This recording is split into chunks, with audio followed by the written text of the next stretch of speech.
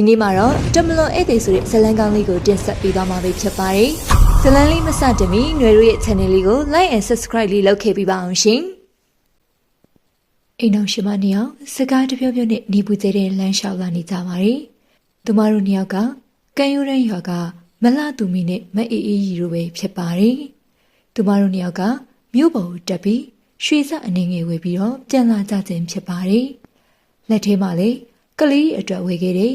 မုံထုံနဲ့အမဲသားစိမ့်အထုပ်ကိုစီကင်ထားပါတယ်။အခုရသည်ဟာစပားပေါ်ချိန်မို့လို့လေသမားဖြစ်ကြတဲ့သူမတို့အဖို့ငွေရှင်တဲ့အချိန်လေးဖြစ်ပါတယ်။ကားလန်းနဲ့ရွာကနိုင်ဝက်ကျော်နီးပါးသွားရတာမို့သူမတို့မောနေကြပါတယ်။ဒီကြားထဲပူလိုက်တဲ့နေကမင်းမျောလူမတက်ဖြစ်နေပါတယ်။သူမတို့လာရင်လူတရက်စာတန်လွင်ပင်လေးတစ်ပင်ကိုတွေ့ပါတယ်။လှသူမေကျုပ်တို့ခဏနားကြရအောင်။နီကလည်းပူလိုက်တာဟဲ့။အိမ်ကလူတယောက်တော့ကျုပ်ကိုဒေါပွားနေလောက်ပြီ။ဒေါ်အေးကြီးကအဲ့ဒီလိုပြောပြီးတန်လွင်ပင်လေးအောက်မှာဝင်ထိုင်လိုက်ပါတယ်။ဟုတ်ပါတော့ဒီနေ့မှနေတိုင်းထက်ပူပူနေတယ်လို့ပဲနော်။အမဲသားတွေတောင်ချက်စရာမလိုပဲနဲ့ကြက်တော်မေ။လှသူမေလည်းအမဲသားထုတ်ကိုမြောက်ရင်းပြောပါတယ်။မောလိုက်တာဟဲ့။ဒါနဲ့လှသူမေဒီနို့မှာရောဒီနေ့စပားကောင်းရဲ့လား။ကျုပ်တို့မှာတော့တိတ်မကောင်းဘူး။ကျုပ်တို့မှာတော့ကောင်းတယ်လို့ပြောရမှာတော့ဒီနေ့စပားကောင်းရင်တော့ကျုပ်သားမောင်လာမြင့်ကိုရှင်ပြုတ်ပေးမလို့တော့လှသူမေကသူမရဲ့အရှိမရှိနေတဲ့လေကွင်းပြင်ကိုငေးမောရင်းပြောပါတယ်ကောင်းတာပေါ့အေးနင်ပြောမှပဲတတိထားမိရဲ့နင့်သားမောင်လာမြင့်လည်းမငယ်တော့ဘူးပဲရှင်ပြုတ်မဲ့အရွယ်တောင်ရောက်နေပြီငါတို့မှာတော့ဒီနှစ်တော့ရှင်ပြုတ်နိုင်မှာမဟုတ်တော့ဘူးမနစ်ကကိုခင်မောင်အဖေကိုစေးကူရတဲ့ဈေးကလည်းမနှဲဘူးလေအေးအကျွေးတွေကိုဆက်လိုက်ရင်တိတ်ကြမှာမဟုတ်ဘူးအေး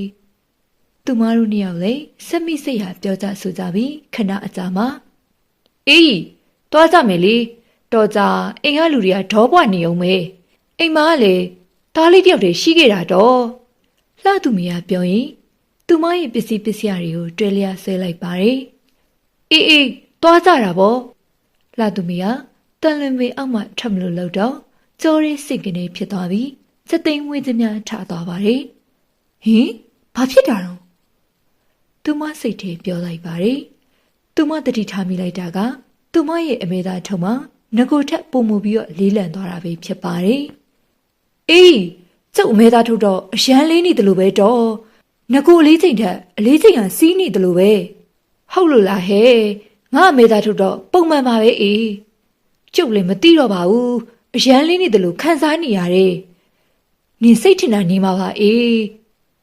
သူမတို့နှစ်ယောက်လာရင်ရွာအဝင်ဝရောက်လာတော့လှသူမရဲ့သားမောင်လာမြင့်နဲ့အေးအေးကြီးရဲ့သားကျော်အေးတို့ကအပြေးကလေးရောက်လာပါတယ်ဟိတ်သားနေပူတယ်အရန်ပြေးလွှားမနေနဲ့အပူမိပြီးဖျားနေပါအောင်မေလှသူမကသူမစီပြေးလာနေတဲ့သားဖြစ်သူကိုအော်ပြီးတော့ပြောလိုက်ပါတယ်အမေပေးတားကူထမ်းပေးမယ်တားအတွက်မုတ်ကော်ပါရဲ့လားဗျမောင်လာမြင့်ကမိခင်ဖြစ်သူလက်ထဲကနေအမဲသားထက်ကိုလှမ်းယူရင်းမေးလိုက်ပါတယ်အေးအေးကြီးတို့သားမင်းနှစ်ယောက်ကရွာလန်းခွဲလေးအတိုင်းထွက်သွားနေကြပြီဖြစ်ပါတယ်ပါပါတော့ဒီမှာသားအတွက်မဟုတ်ဒါနဲ့သားဖေရောလေတေးကပြန်ရောက်ပြီလားမရောက်သေးဘူးမေမောင်လာမြင့်လက်ထဲအမဲသားထုတ်ရောက်တာနဲ့ချက်ချင်းအမှုရာပြောင်းသွားပါတယ်ဦးကောင်းကိုငိုက်ဆိုင်ချပြီးမျက်နှာကလေးညှိုးသွားပါတယ်မိခင်ဖြစ်သူရဲ့ရှေ့မှာလင်းမြန်စွာပင်ထွက်သွားပြီးလှသူမေတယောက်မနေမိအောင်လိုက်ရပါတယ်အိမ်ရောက်တာနဲ့မောင်လာမြင့်ရဲ့တကူလုံးဟိမ့်တောက်ပူလာပြီးအပြင်းဖြာပါတော့တယ်လှသူမေကသားဖြစ်သူရဲ့နှစ်ဖူးကိုစမ်းကြည့်ရောအဖျားတက်နေပြီဖြစ်ကြောင်းသိလိုက်ရတာကြောင့်စိုးရိမ်သွားပါတယ်အောင်မလေးသားလေးကိုရီပူနေလိုက်တာအဲ့ဒါကြောင့်အမေပြောပါတယ်နေဘူးတဲ့မပြေးပါနဲ့လို့ကဲအခုတော့ဖြစ်ပြီမလားလှသူမေကသားဖြစ်သူအားဆောင်ဆုံးပြီးရင်ပြောပါတယ်မောင်လာမြင့်ကအေးအဲမလုပ်ပဲကိုလက်မအီမတာပုံစံနဲ့မိခင်ဖြစ်သူအားအစိမ့်ကြီးကြည့်နေပါတယ်ခဏအကြာမှာ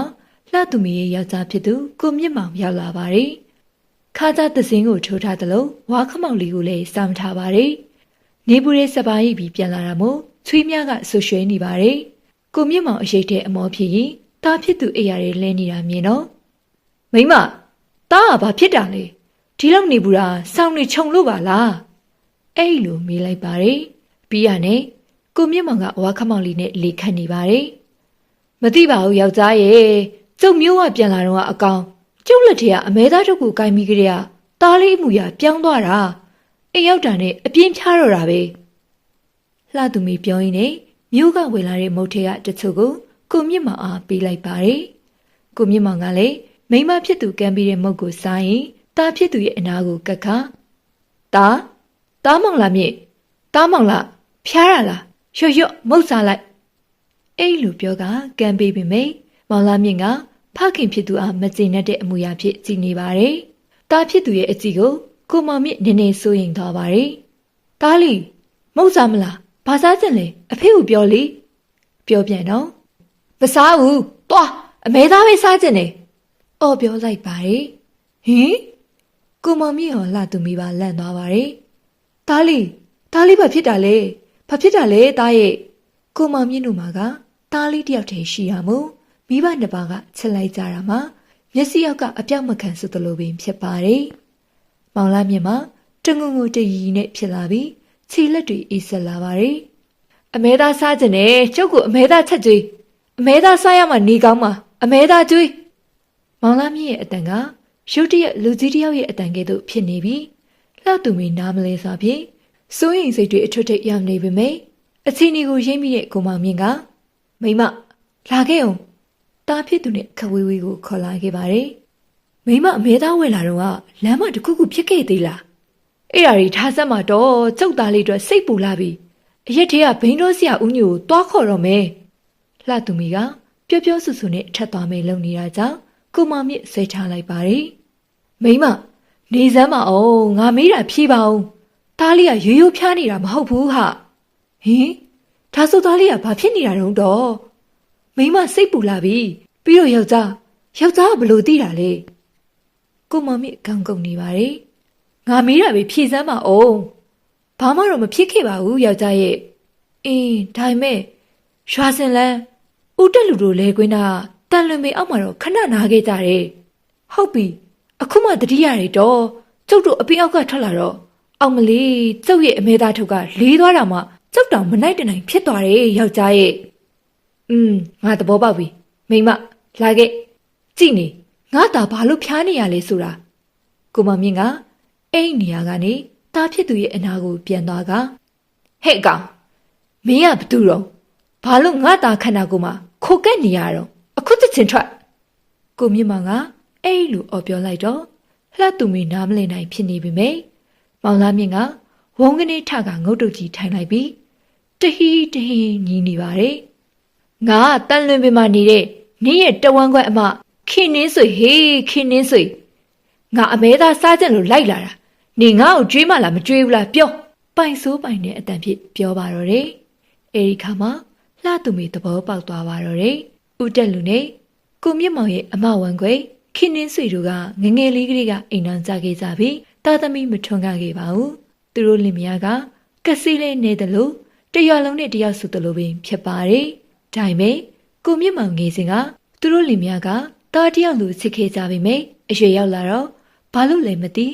အမြင့်မကြည့်ဖြစ်လာကဝေးဝေးရှောင်ကြပါတယ်ဒေါခင်နေဆွေကလွန်ခဲ့တာနှစ်နေခဲ့ပြီးကြာခဲ့ပြီဖြစ်ပါတယ်ကိုမြင့်မောင်ကမယုံမဲဘာအမဲသားစားကြလို့ဟုတ်လားပါးရီနားတွေကိုရိုက်ထိတ်လိုက်ရ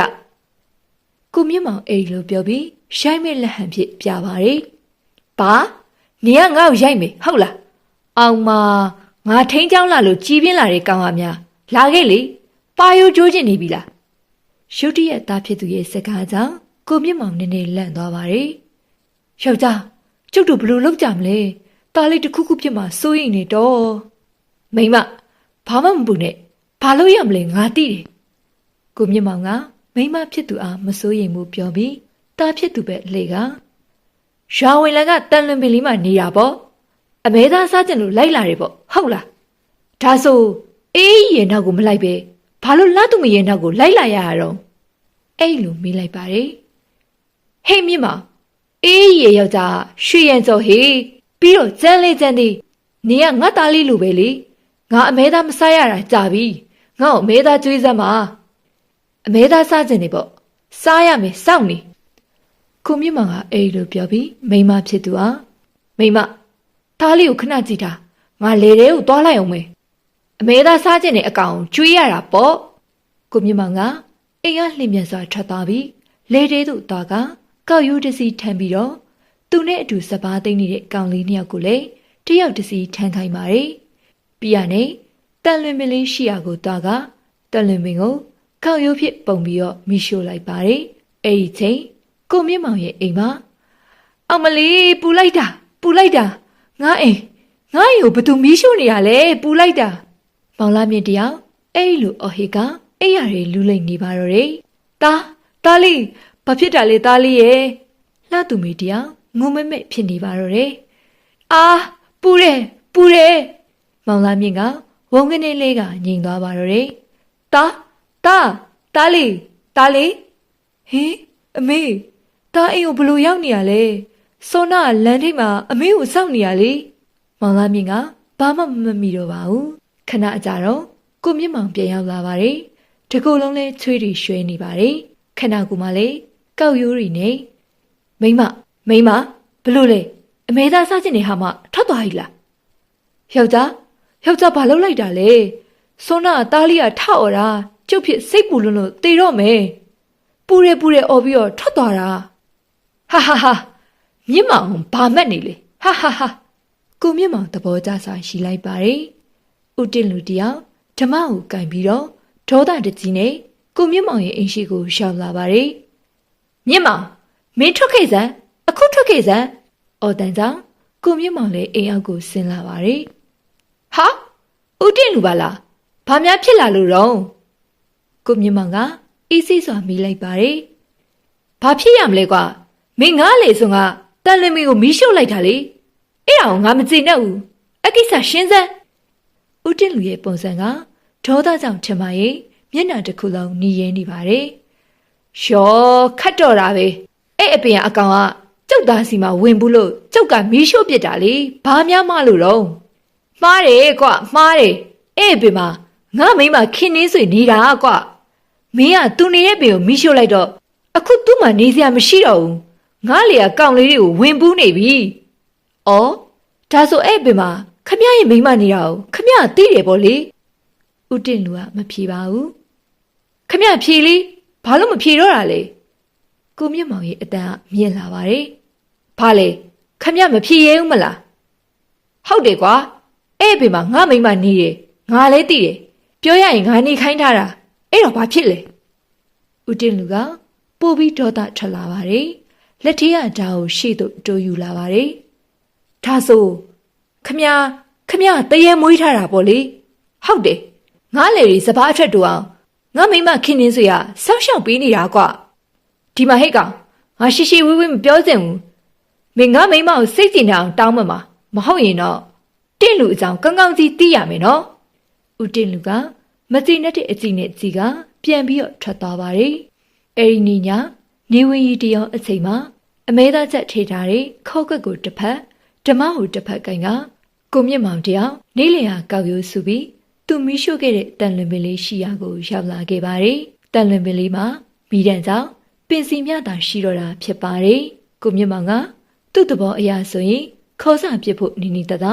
တန်လွင်ပင်လေးကိုအမြင့်ပါမကျအောင်တူးပစ်ချင်ပါတယ်။ဒါပေမဲ့လည်းမိမဖြစ်သူလှသူမရဲ့အတင်းတိုက်တွန်းမှုကြောင့်ခေါ်စာပစ်ဖို့ရောက်လာခြင်းဖြစ်ပါတယ်။စိတ်ပါလာလို့တော့မဟုတ်ပါဘူး။တန်လွင်ပင်ရဲ့ပင်စီအောင်မှာခေါ်ကွက်ကိုပစ်ချလိုက်ပါတယ်။အမဲသားစားကြနေတဲ့အကောင်စားအမ